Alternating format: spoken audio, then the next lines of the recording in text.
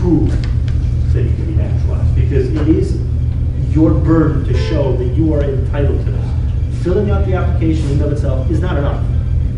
Now, everybody has to do these three things. Some people have to do others. You have to provide a copy of your current permanent resident card. If you lost it, the tip is file the Form I-90, submit the original to them, keep a copy for yourself because you have to attach it to this application. Again, the two passport style photographs, which I indicated before, on the back of it, just write what your alien number is lightly in pencil, and the filing fee. It's $5.95 for the application itself, $85 for biometrics, for a total fee of $680. When you are ready to apply, make sure to check what the filing fee is. They change sometimes every year, sometimes not, sometimes every 2 years. When they change, they always go up. So if you apply for the old fee, it won't be accepted. It will be returned to you, and you may have just lost 2 or 3 months. Now, some people may need additional documents. For example, if you've legally changed your name, let's say you married, and you took your spouse's number, your spouse's name. Well, you need to show how you legally changed your name. In that case, it might just be your marriage certificate.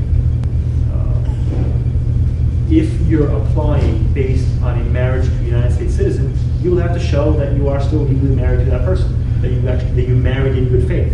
Now, if that was the basis of your application, you've already done that for your green card. So it's just a matter of supplementing that information. If you were previously married, you need to show a divorce decree or a death certificate showing that you were legally able to enter into the contract they call marriage. In the United States, we consider it a legal contract. If you're filing based on U.S. military service, there's a specific form you need to submit. If you've had lots of trips outside the United States, that can break the continuous residence requirement. So, for example, you may have to submit income tax returns showing that you filed saying that your residence is here in the U.S., even if you stayed outside. Now, you may have applied for a re-entry permit. You may have known you were going to be outside the United States and requested time to come in. That just because you give permission back to come in does not mean that time goes to your continuous residence requirement. You may have to wait a year or more to satisfy the 5 years or the 3 years, depending on how you're applying. If you have dependent children, usually they're minors. Let's say you were divorced, or you had a child and you didn't marry the spouse. You need to show that you were supporting that child. If there's a child support order, if a judge has said you're required to pay X amount a month or a week, whatever it may be, you have to show that you're complying with that. If you're not, don't apply, because you will be denied. If you've ever been arrested, as I said before, you will need a certified disposition from each court.